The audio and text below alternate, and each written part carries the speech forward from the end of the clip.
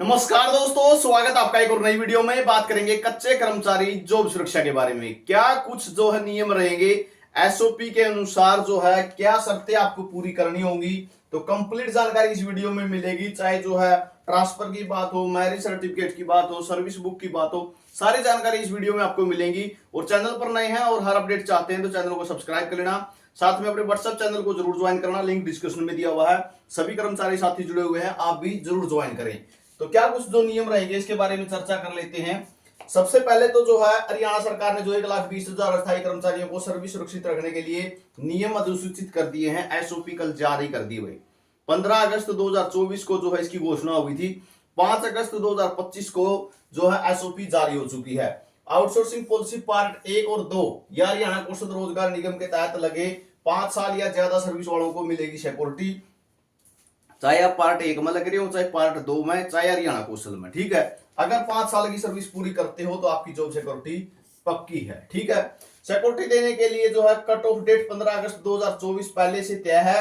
कर्मचारियों को आवेदन करना होगा। यहाँ पे एसओपी में एक फॉर्म दे रखा है, वो फॉर्म आपको भर के अपना महकमा में देना है। ठीक है, महकमा अपने आप भरवा लेगा, भड़क लेने की जरूरत नहीं है। ठीक है, अपना जो जिस टाइम महकमा प्रोसेस में काम करेगा तो महकमा आपसे फॉर्म भरवा लेगा। ठीक है, उसके बाद सर्विस की सिक्योरिटी देने के लिए किसी भी सर्विस को छोड़ा नहीं जाएगा 1 साल से कम 240 दिन का वेतन मिला हो।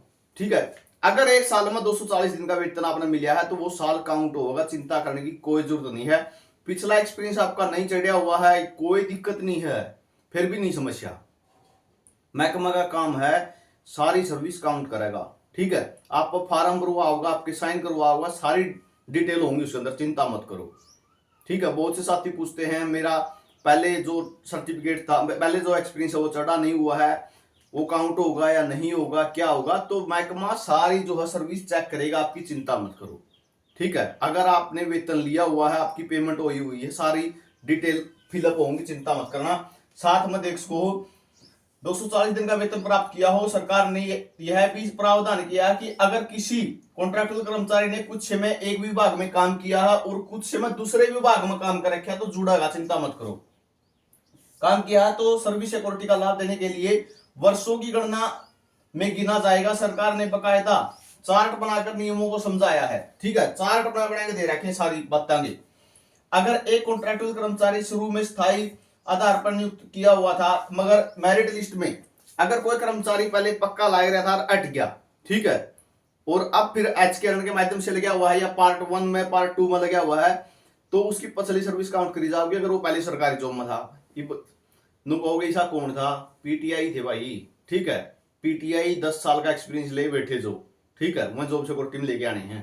ठीक है, तो बहुत अच्छी बात है यार कि पीटीआई जो है जो स्पेशल भर्ती निकाल के, ठीक है, लगा दिए थे दोबारा एचकेआरएन के माध्यम से, अब वो जॉब सिक्योरिटी में लेके आने हैं क्योंकि उनका 10 साल का पहले रेगुलर जॉब का एक्सपीरियंस है। ठीक है, बहुत अच्छा कदम है सरकार का।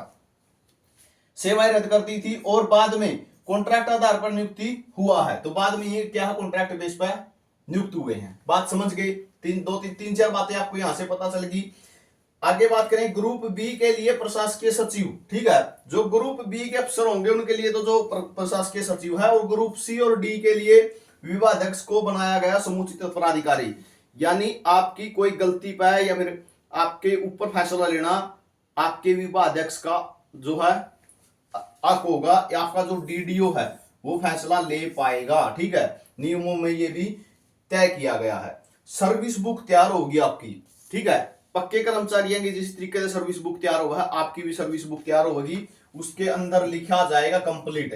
ठीक है, इस तारीख में आपका इंक्रीमेंट लगेगा, इस तारीख की आपकी ज्वाइनिंग डेट है, इतना आपका एक्सपीरियंस है, यहां तक वहां ट्रांसफर होया है, यहां तक वहां ट्रांसफर होया है, यहां तक वहां ट्रांसफर होया है, सारी बात वहां में सर्विस बुक के अंदर लिखी जाऊंगी। बुक का मतलब क्या है? पूरा डाटा। ठीक है, सर्विस का पूरा डाटा, सर्विस बुक। समझ गए? वीडियो अच्छी लगने लग रही हो तो लाइक और शेयर जरूर कर दियो, चैनल ना कर लियो सब्सक्राइब। आगे बात कर लेते हैं। एचकेआरएन कर्मचारी का देश में कहीं भी हो सकेगा ट्रांसफर अधिसूचना जारी। ट्रांसफर भी होंगे भाई जब जॉब सिक्योरिटी में आएंगे। ठीक है, 58 साल तक पक्की मोहर लाएगी तो ट्रांसफर भी होंगी। लेटर में लिखा जाएगा सरप्लस होने पर दूसरे विभाग में होंगे एडजस्ट।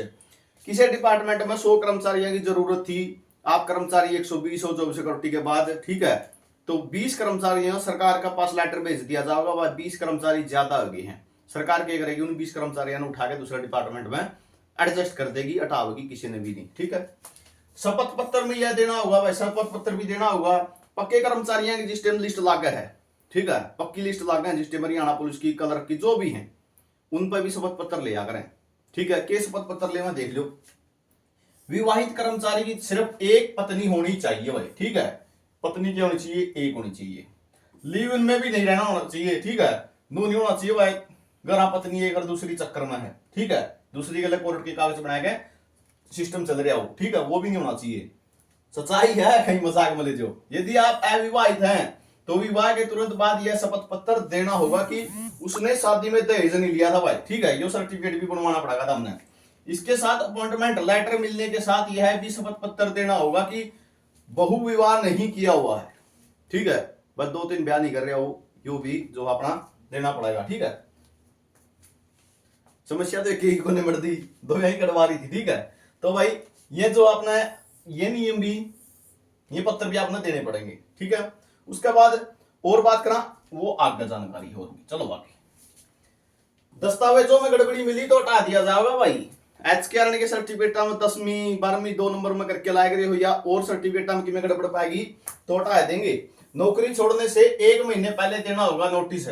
सीईटी दे रखे हो तो हमने यार पक्की नौकरी मिल जाए, ठीक है, तो वह नौकरी छोड़ने से पहले 1 महीने पहले नोटिस जरूर देना होगा। मैंने सीईटी, या तो आप क्या करोगे, बताओगे डिपार्टमेंट ने कि मैं सीईटी का फार्म भरू हूं, ठीक है, पहले ही जिस टाइम फार्म भरो उसे टाइम बता दियो वो मैं सीईटी का फार्म भरू हूं, ठीक है। जैसे अभी जो लगे हुए हैं पक्के कर्मचारी ग्रुप डी में लगे हुए हैं, सी के लिए फार्म भरा था जिन्होंने, तो अपना फार्म भरने से पहले ही बता दियो कि मैं सीईटी का फार्म भर रहा हूं और मेरा तड़का से सिलेक्शन हो गया, नहीं मैं जाऊंगा कि तेरा महकमा बैंड करा के मैंने, ठीक है, तो पहले बताया इसको, यानी 1 महीने पहले नोटिस देना होगा, नहीं फिर 1 महीने की सैलरी जमा करानी होगा, ये सिस्टम होगा। चिंता करने की जरूरत नहीं कि तेने सोचो बैंड लेंगे हमने।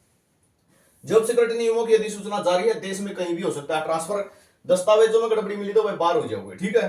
तो ये जो मुख्य रूप से नियम है, और जॉब सिक्योरिटी को लेकर बने नियमों की अधिसूचना जारी कर दी गई है। अपॉइंटमेंट लेटर में बकायदा लिखा जाएगा कि भारत में कहीं भी उन्हें लगाया जा सकता है। ऐसे में कर्मचारियों को ट्रांसफर और डेपुटेशन को लेकर मानसिक रूप से तैयार रहना होगा, ठीक है। हरियाणा में तो नौकरी कहीं भी मिल जाए, बाकी हरियाणा तो बाहर भी निकाल लगाया जा सके, वो आएगा डेपुटेशन, ठीक है। बाकी उनका को नहीं, सब चिंता ना करियो, ठीक है। सोचो मेरी कितने ड्यूटी उत्तर प्रदेश में आ जाए, चिंता लेने की जरूरत नहीं करी। प्रशासनिक सचिवों के पास और जो है आपके डीडीओ उनके पास जो है नए नियम, मतलब कि अथॉरिटी दे दी है। तो ये मुख्य नियम है आपका। और डीए महंगाई भत्ता आपका भाई अब जमा 2 बार बढ़िया करेगा, और सैलरी आपकी इंक्रीमेंट 1 बार लग जाया करेगा। 1 जुलाई 2025 से पहला इंक्रीमेंट लगने वाला है, ठीक है।